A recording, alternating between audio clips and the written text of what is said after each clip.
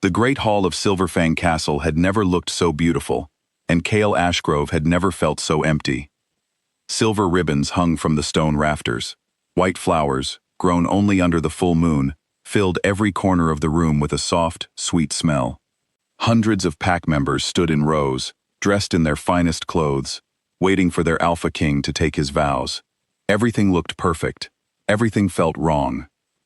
Kael stood at the altar in a black coat trimmed with silver thread, his broad shoulders straight, his face calm.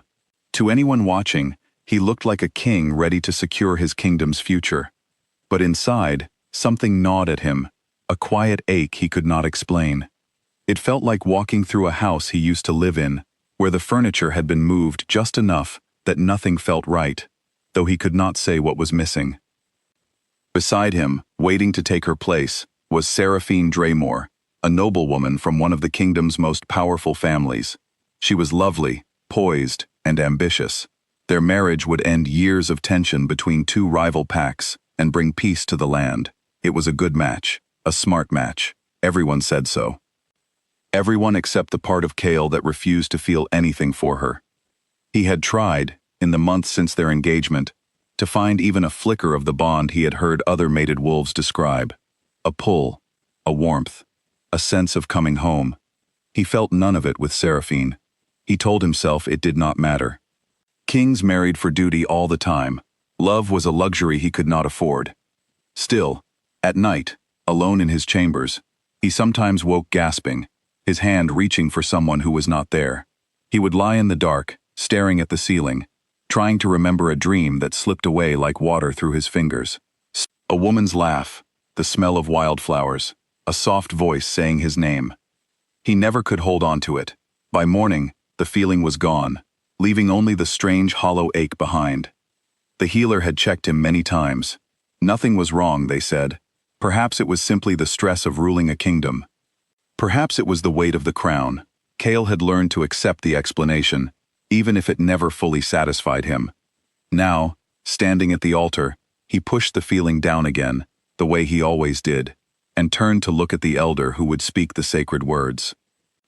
5 years earlier, in a small hidden cottage far from the castle, a young woman named Alira Voss had learned to live without being seen.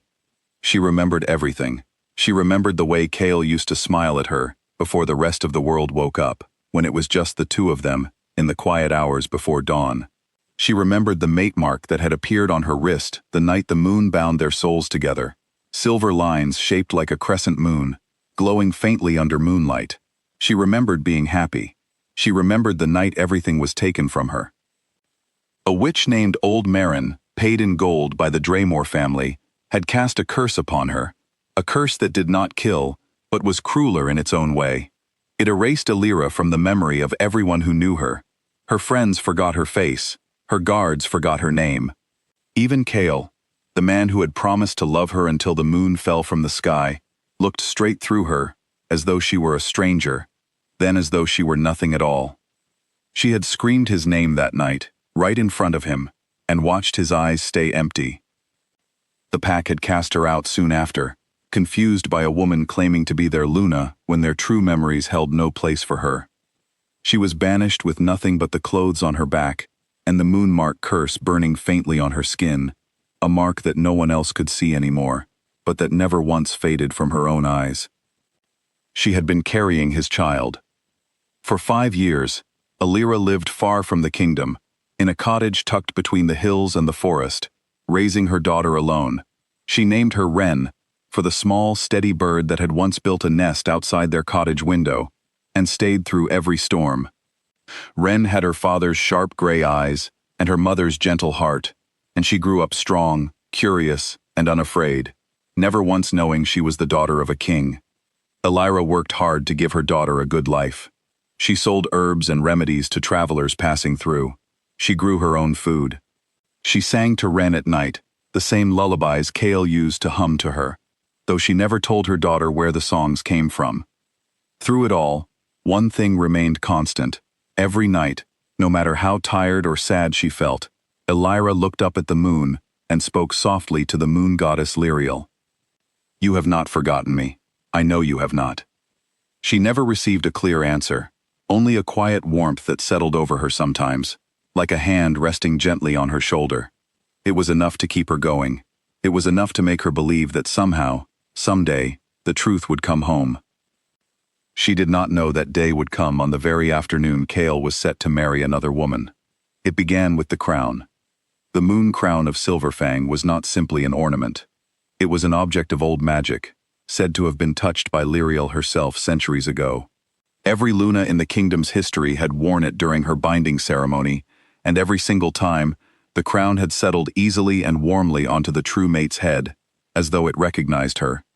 When the elder lifted the crown from its velvet cushion to place it upon Seraphine's head, the hall grew quiet with anticipation. The moment the crown touched her hair, it turned ice cold. Seraphine gasped and pulled back. The elder frowned, steadying the crown with both hands, but no matter how he tried, it would not rest properly on her head. It tilted, slipped, and finally, in front of the entire gathered pack, floated a few inches into the air and hovered there, trembling, as though caught by an invisible wind. Gasps rippled through the crowd. Seraphine's face went pale. Her father, standing in the front row, rose halfway from his seat, his hand tightening on his cane. Chaol stared at the floating crown, his heart pounding for reasons he could not explain. The ache in his chest, the one he had carried for years without understanding, suddenly sharpened into something close to pain. Then the great doors at the back of the hall creaked open. Every head turned. A woman stood in the doorway, framed by the pale afternoon light behind her. She wore a simple gray traveling cloak, dust on her boots, and had clearly walked a long way to get there. Beside her, holding tightly to her hand, stood a young girl with sharp gray eyes and wind-blown hair. The crown, still hovering above Seraphine's stunned head, suddenly shot across the hall like a beam of silver light and settled gently, perfectly, onto the woman's head instead. The moment it touched her, the entire kingdom's forgotten memories broke open at once. Chaol staggered as though struck. Images flooded his mind faster than he could breathe. 5 years of stolen memories crashing back into place like a dam breaking. Her name, her laugh, the night she became his mate beneath the full moon, her hand in his, her voice whispering that she was carrying their child, the curse, the screaming, the empty look in his own eyes as he watched her be dragged away, unable to remember why the sight of her tears felt so wrong. Elira, he breathed, the name tearing out of him like it had been trapped in his throat for 5 long years. Gasps and murmurs swept through the hall. All around the room, pack members clutched their heads, blinking rapidly, as the same flood of memory returned to them too. Guards who had once called her Luna remembered kneeling before her. Elders who had blessed her binding ceremony remembered singing songs in her honor. The curse, broken the instant she crossed the threshold with the moon crown seeking her out, released its grip on every mind it had touched. Chaol crossed the hall in long, desperate strides, ignoring Seraphine, ignoring the stunned crowd, ignoring everything except the woman standing in the doorway, wearing the crown that had always, always belonged to her. He stopped just before her, afraid to touch her, afraid this was another dream that would slip away like water through his fingers. "You're real," he whispered. "I never stopped being real," Elira answered, her voice trembling but steady. "You simply could not see me." Chaol sank to his knees before her, right there in front of his entire court, his forehead nearly touching her hands. "I forgot you. I let them take you. I am so sorry." "You didn't forget me," Elira said softly, kneeling down to meet him at eye level, her hand cupping his face. "You were made to forget. There is a difference." The little girl beside her stared up at the tall man, kneeling before her mother, her gray eyes wide and curious rather than afraid. Chaol turned to look at her, and something in his chest, already cracked wide open, shattered completely. "Who is this?" he asked, though some part of him already knew the answer before Elira spoke. "This is Ren," Elira said, "your daughter." The hall fell utterly silent. Chaol reached out slowly, giving the child every chance to pull away, but she did not.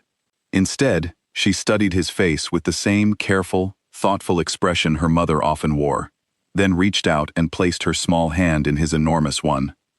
"You have my eyes," Chaol said, his voice thick, And your stubborn chin, Elira added, a small, watery laugh escaping her despite everything. Behind them, Seraphine's carefully composed mask had fully broken. Her father tried to pull her back, tried to whisper something about leaving quietly, but the elder who had performed countless bindings in his long life stepped forward, his expression grave.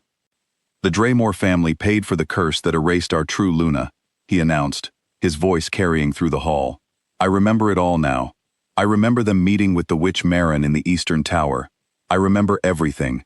Other elders and guards, their memories fully restored, began nodding, adding their own returning recollections. The truth spread through the hall like fire through dry grass, impossible to stop or deny. Cale rose to his feet, keeping Elira's hand firmly in his, and turned to face Seraphine and her father with the full weight of his authority as Alpha King. You conspired to erase my mate from existence, he said, his voice low and dangerous. You let me marry you while knowing what you had done. Seraphine had no defense left. Her father, seeing there was no escaping the truth now surrounding them, simply lowered his head in defeat. By the laws of this kingdom, Cale continued, you are stripped of your titles and banished from Silverfang lands, effective immediately. Guards, escort them out. No one in the hall protested. No one moved to defend them. The truth had freed too many minds at once for anyone to argue otherwise. As the guards led the Draymore family from the hall, the tension slowly eased from the room, replaced by something warmer, something like wonder. Pack members began to whisper, then speak, then finally cheer, as the reality settled over them. Their true Luna had returned. Their king had his family back. That evening, beneath a full moon that seemed brighter than any Cale could remember, the moon goddess Lyriel made a rare and gentle appearance. Her presence felt as a soft silver mist that swept through the castle gardens where the entire pack had gathered. A voice, warm and ancient, seemed to whisper through the wind itself. The bond I create cannot be broken by curses or lies. It can only be hidden for a time. Elira Voss has always been, and will always be, the true Luna of Silverfang. The mist settled gently over Elira, and the moon crown upon her head glowed brighter for just a moment, before returning to its normal silver shine, now bonded to her, and through her, to Ren, permanently. Cale pulled Elira and Ren close, wrapping his arms around them both as the pack howled in celebration around them, a sound of joy that echoed across the hills and into the night sky. I am never letting either of you go again, Cale murmured against Elira's hair. You won't have to, she whispered back. I found my way home. I'm not leaving it again. Above them, the moon shone steady and full, watching over the family it had never truly forgotten, even when everyone else had. And in the kingdom of Silverfang, from that night forward, the story of the Alpha King and his forgotten Luna became a legend told for generations, a reminder that a true bond, blessed by the moon itself, could survive even the cruelest curse, and that love, once real, never truly disappears. It only waits to be remembered.